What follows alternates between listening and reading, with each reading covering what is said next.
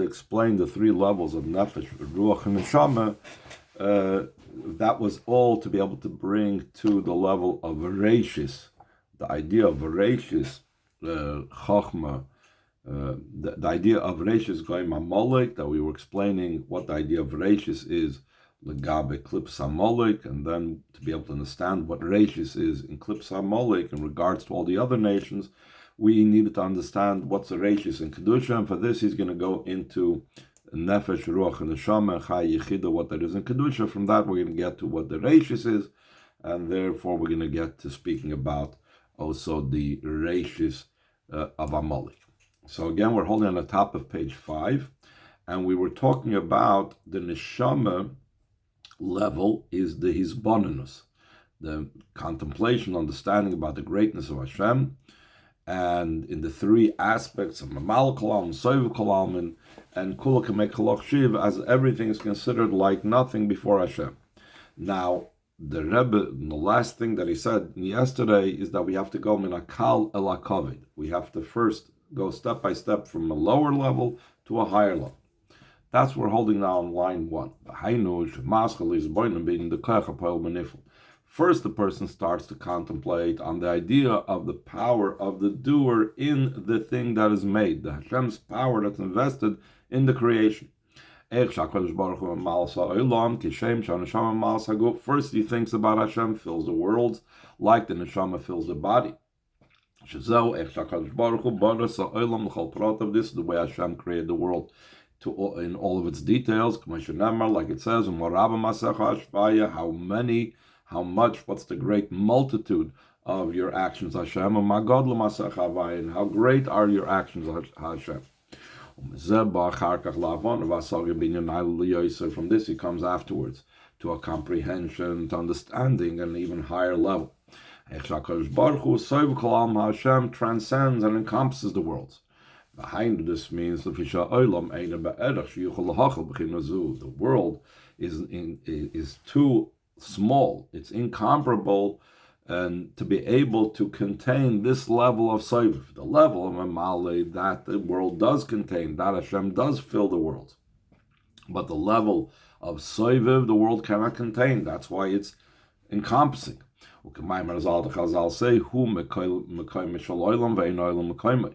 know that one of Hashem's names is Mokim, Hamokim Baruch Hu, like we have in Haggadah, Baruch Hamokim. So the Chazal say, why is Hashem called Hamokim?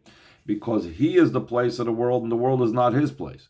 If you're saying that the world is someone's place, that means the person can fit in the world. But by saying that the world is not his place, that means Hashem cannot fill in the world, but rather he encompasses the world. The world is in him, he is the place of the world. And then once he's gotten graduated and proceeded from that level, so he comes to an even higher level. Line 10, from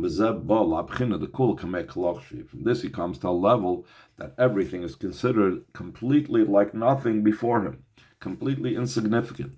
A level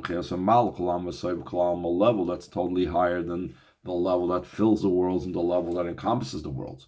Because even the level that encompasses the worlds means that the worlds are still something that he's encompassing. He's beyond the world, he transcends the worlds, but the world is still something that we're contrasting Hashem with. Kul kamech loch shiv means there are no worlds. It's insignificant completely in comparison to him. So he says in line 12, all these matters that he's understanding, Mamale and Soiviv and Kul kamech loch shiv, it's in a way of comprehension and understanding and explanation. That's why Bina is called by the idea of it explains the reasons. The reasons, the understanding, the inner aspect is something that is being explained. And this phrase, Panim Masbiris, is going to come up later on to be able to elaborate more on what the idea of Bina is, not later on, but in the next paragraph. So he says in line 15, to note, Bina he parts of Shalom. Bina is an entire form, meaning it's not just one point. It has in it many nuances, many aspects, etc. But here, in this mimer, where it's talking about Bina as being the idea of the level of neshama is, so it's mevur shebina in yona havana v'asaga. We're focusing on that aspect of bina, that's the level of understanding and comprehension. Concerning this level, the Maimer explains that in bina there is many aspects and components.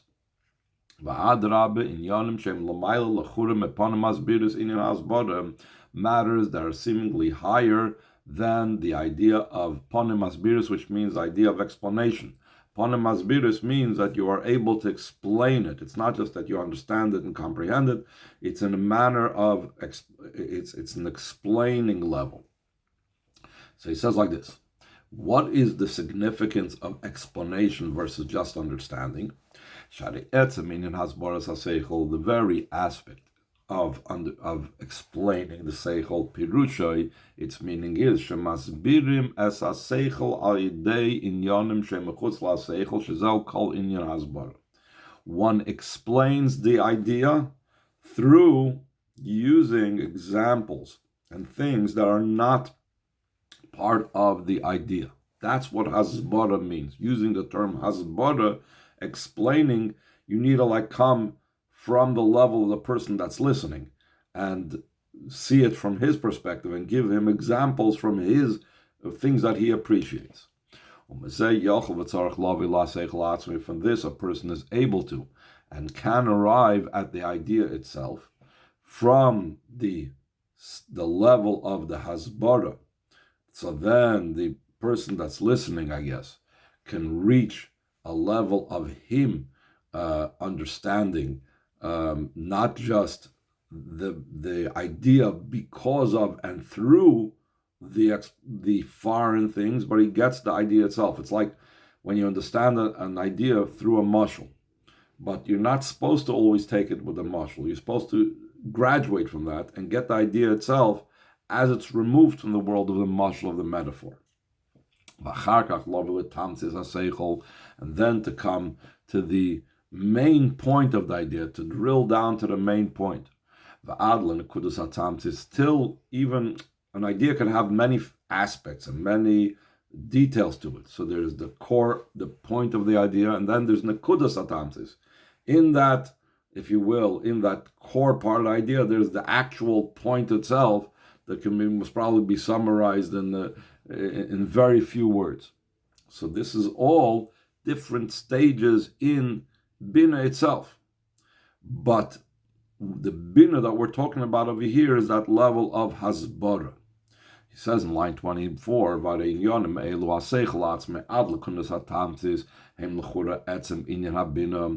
all these levels beyond hasbara, where you have the understanding of the idea itself, and the idea of the tamtzis, and then you have the nekudas tamtzis. That is seemingly what bina itself is about. Since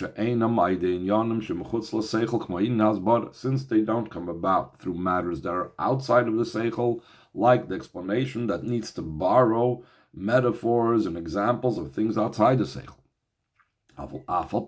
Top of the next page, still in all, when we are referring to bina in this regard, when we describe bina, it's called by a name that's ponim asbiris, indicating that what is bina about? Bina is about the explaining, even though it needs to borrow from things outside of it. From the fact that bina is known as ponim asbiris, so this is from this it's proven. The main idea of bina, that bina is called the level of neshama, like we were talking about earlier. Who inyan hasbar is the idea of the explanation. That's connected with understanding and comprehension and grasp. So now he's going to bring an example from Chachma, even though we're not talking here about Chachma. We want to talk about the level of neshama. It has to do with bina. Chachma is something else.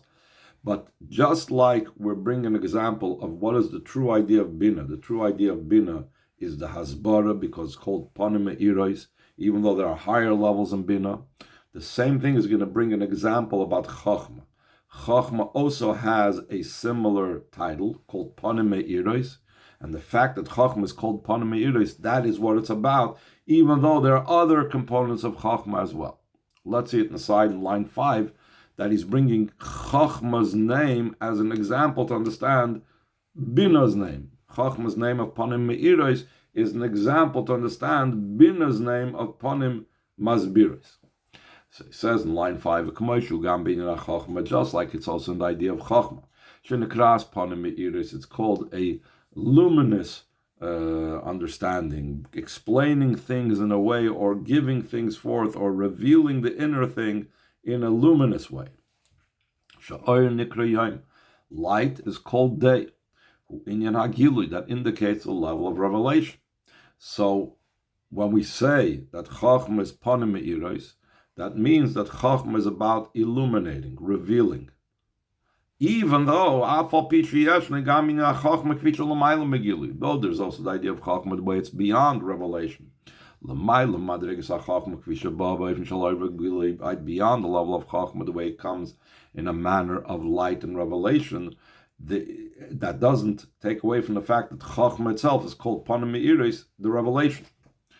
Now, how do I know that there is a level of Chachma that's beyond revelation? So he says like this, Shari kol gilui kasher im kli. Every revelation is connected with a vessel. The purpose of the vessel is to reveal something. Without the vessel, the light remains concealed. Similar in a certain degree.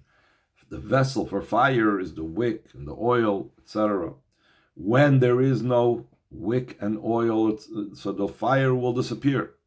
The means for revealing the fire and revealing the light is only when you have the vessel. Once we've established that the idea of revelation has to do with a keli, so now we can know that Chachma, we know, has parts that transcend the idea of keli. Chachma on its own, left to its core, what Chachma is, it's something that's a oir without a keli, which means that Chachma left to its own devices is not about Gili.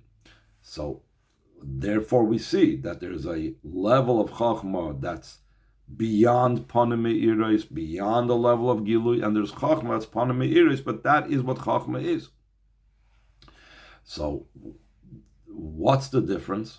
It's the way it's part of the spheres or outside of the whole paradigm of spheres. He says in line 12, the general idea behind this is amongst the spheres, when it's part of the spheres, so then it's called, Chachma is called Panim Me'iros, Bina Nikras Shem Panim Masbiros, Bina is called explaining the reasons and the illuminating reasons.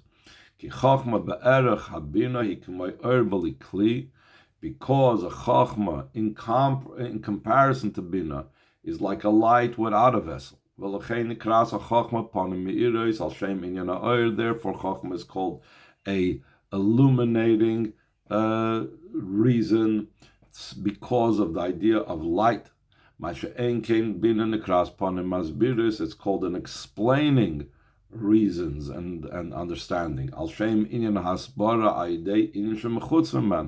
Because of the idea of the explanation that comes about through something that's outside of it, similar to the vessel that's outside of the light. So the difference between Chachma and Bina in the spheres is Chachma, even though Chachma does have the idea of Kli because it's a level of Gilui, but still in all, in comparison to Bina, it's like it doesn't have a vessel.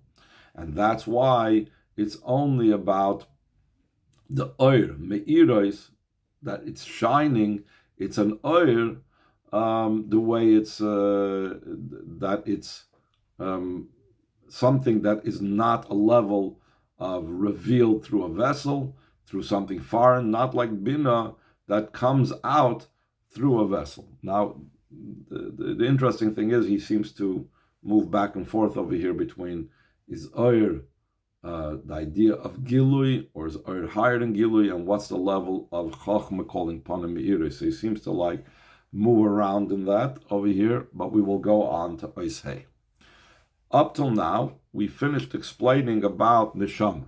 Neshama is the level of Panim Masbiris, the level of Bina. And again, Chachma was brought in just as a side thing to be able to understand the Panim Masbiris of Bina. Now we're going to go on to the next thing. There is the heart. Heart is the level of Ruach. Ois Hey, line 12. Inyan Ruach, who believed the idea of the Ruach of the three names of Nefesh, Ruach, Neshama is in the heart. Shari Neshama b'mayach v'ruach b'lev. The Neshama resides in the brain, and the Ruach's place resides in the heart. Sha'af shagam hu kol mekulam kanal siv gimel, though also the level of Ruach includes in it all of them, kanal siv gimel, like we learned earlier in Ois Gimel, that each one, that the Nefesh includes Ruach and Neshama, the same thing, the Ruach includes the Neshama and the Nefesh. But still in all, the main thing of Nefesh, the main thing of Ruach is the level of the emotions. There's not only the innate emotions, the natural emotions that are a level of, similar to what we speak about, that there is Ava V'yira Tivim, there is the innate love that every Yid has for Hashem. And what is the function of the intellect when you're dealing with the innate emotions? The entire purpose of the intellect is only a vehicle to reveal them. It's not something that is making the midas. The midas are in existence in the heart already. But even the midas, that is the midas tivias for sure, are located in the heart, where the brain is only ancillary to the emotions.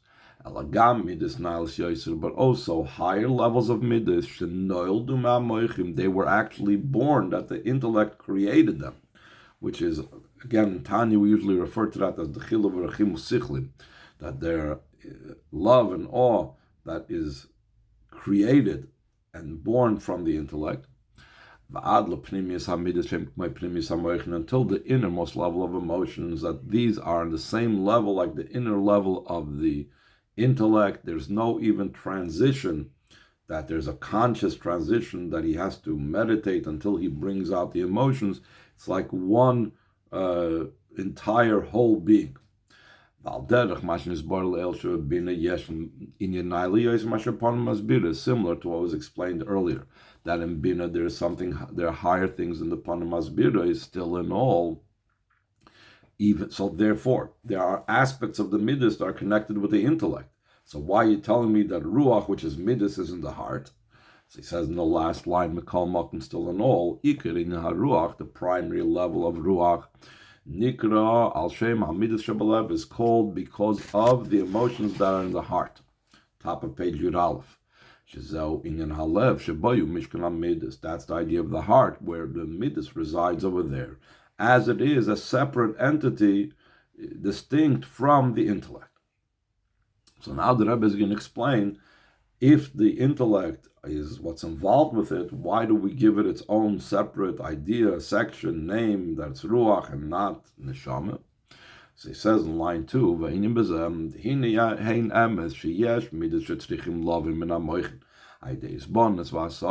it's though it is true that there are the emotional attributes that need to come from the intellect through meditation and contemplation and comprehension, Mikol Makim still in all, Iker Inyan Halev, the primary idea of the heart, it's like the emotions are on their own.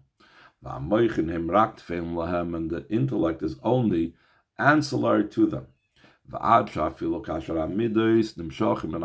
Even to when the midas come down from the intellect, and they are even born through the meditation, the contemplation, the comprehension. Not just the midas tivias, not just the innate midas, but even midas that are completely born through the intellect.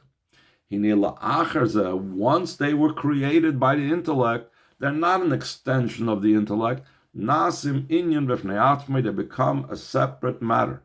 Just like parents give birth to children. But once they give birth to children, the child is now a separate entity, even though he owes his own entire existence to his parents, etc. But now he is an independent being. But to such a degree do we see that the emotions are completely different and separate from the intellect. They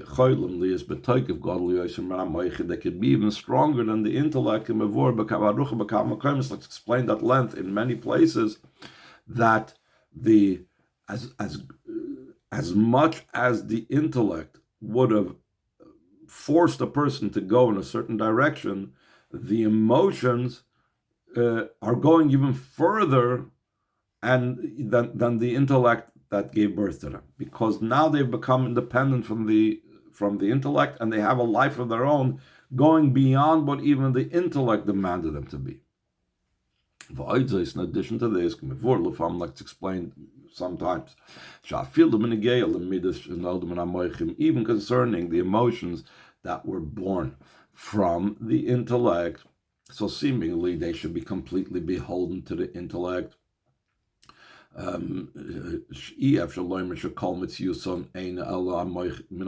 cannot say that their entire existence was entirely made from the intellect. That's not its complete source. It's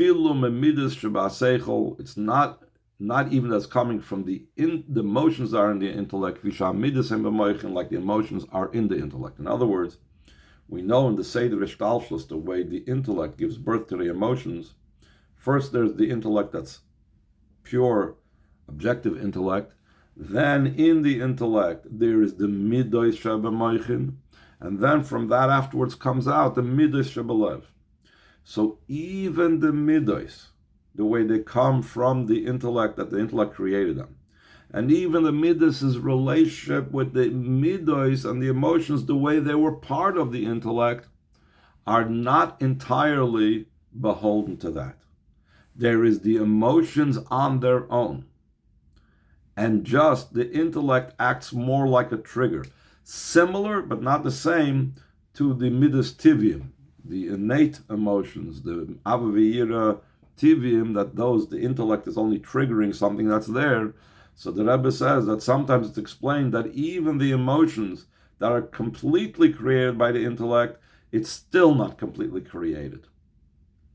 And there is midas in the heart itself, separate from the intellect, that the intellect seems to be creating it, but it's not really the intellect creating it. And the proof for it is as follows. Line 14, the Im Kain, if you would tell me that the midas are completely created by the intellect, it couldn't be so different than the intellect. How is it possible that the existence of the emotions should be completely the opposite than intellect? Two aspects he brings that this is so. First of all, the intellect is something that is independent. Not independent.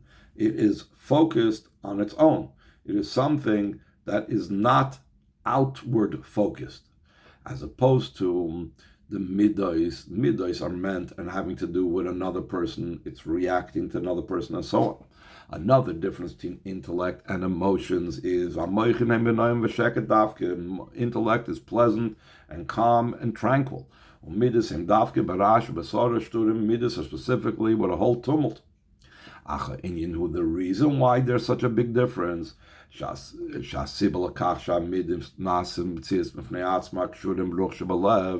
the reason for this, that the midas become their own separate entity, completely different than the intellect, is connected with because the midas are connected with the ruach that's located in the heart. Though it's born from the intellect, it's not in such a way that the intellect creates something totally new. Because the emotions are already there, prepared in the part of the neshama that's called the ruach. But they are concealed and covered.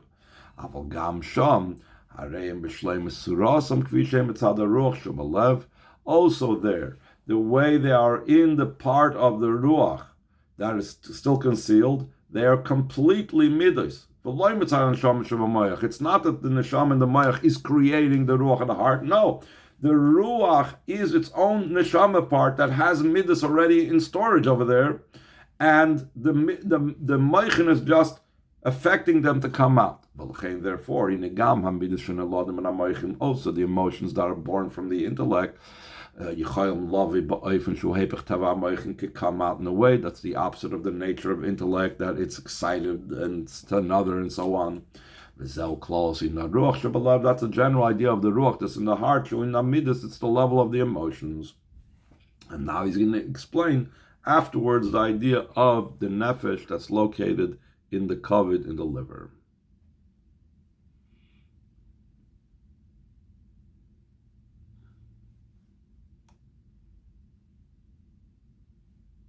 Any questions? Let's try to stay. Recording stopped.